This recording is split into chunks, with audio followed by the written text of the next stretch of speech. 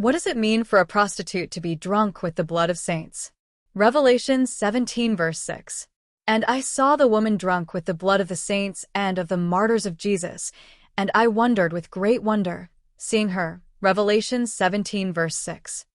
As difficult as it may be to imagine the characters of the book of Revelation when listing their characteristic features, most of them are quite descriptive, i.e., the outward appearance of these characters can be conveyed by artistic means.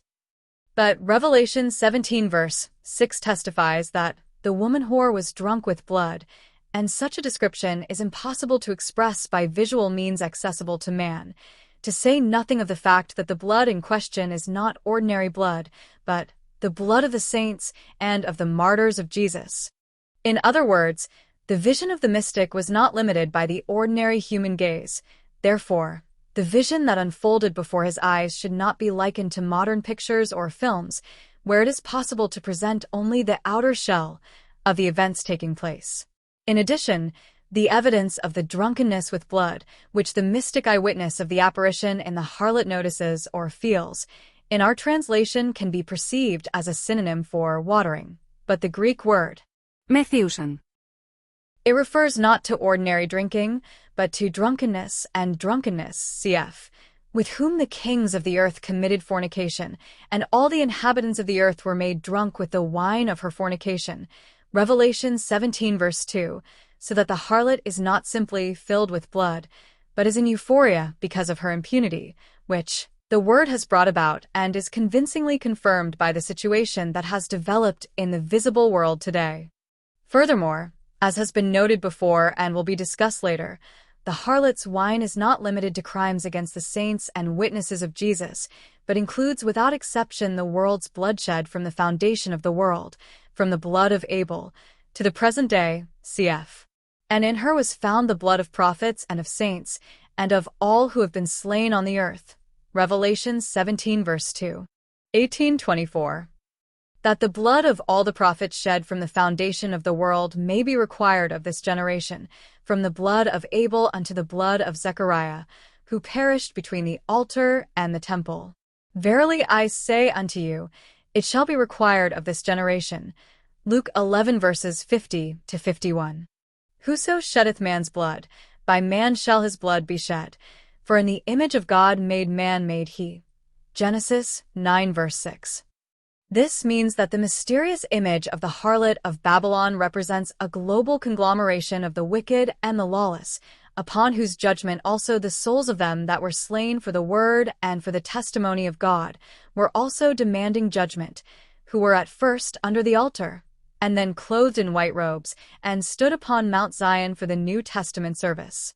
They cried with a loud voice, and sang, How long, O King, holy and true, dost thou not judge, and avenge our blood on them that dwell on the earth? Revelation 6 verse 10. Moreover, it is the whore of Babylon who will drink blood from the fountains of waters and of the rivers. Cf. Revelation 16 verses 4 to 6. After the third bowl of the final divine wrath is poured out upon the world. Cf. For they have poured out the blood of saints and prophets, and thou hast given them blood to drink, and they are worthy. Revelation 16 verse 6. It should be noted here that since the beast with 7 heads and 10 horns is called Many Waters, Revelation 17 verses 1 to 3, at the moment of the final judgment of the harlot woman she appears as purple, among other things, for the reason that the third bowl of the angel poured out his bowl on the rivers and springs of water, and they became blood. Revelation 16 verse 4. In other words, the vengeance for the cry of the slain who were under the altar, and the army, the number of which was many with many, that comes out at the sounding of the 6th trumpet. Also the vengeance for the angry Gentiles before the sounding of the 7th trumpet in chapter 11, and the last harvest of the fruits of the wicked in chapter 14, as well as the 7 bowls of the last wrath in chapters 15 and 16, as well as the testimony of chapter 17 to the punishment of Babylon the great whore, are one and the same divine vengeance, reaching the same characters and exactly corresponding to the gospel testimonies concerning the last days of the ancient world, as the epistles of the apostles and the Orthodox Church convey to us with their teachings. And those interpretations in which each of the above-mentioned events is considered as something new and unique, which was not mentioned in other New Testament texts, in this case, independently of the sequence of events, testify not to biblical reality, but to the fact that the authors of such interpretations perceive the book of Revelation in the Old Testament sense, and seek in it not world panoramas of New Testament times, but human prophecies regarding literal earthly events.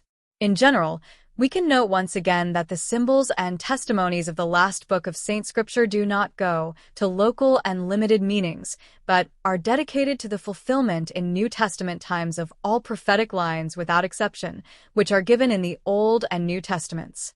The material was prepared by the site according to Orthodox sources by the editorial staff of Apocalypse 2025. The source S translated by Google Translate. Apologues for any errors. Hagia Sophia Chapel.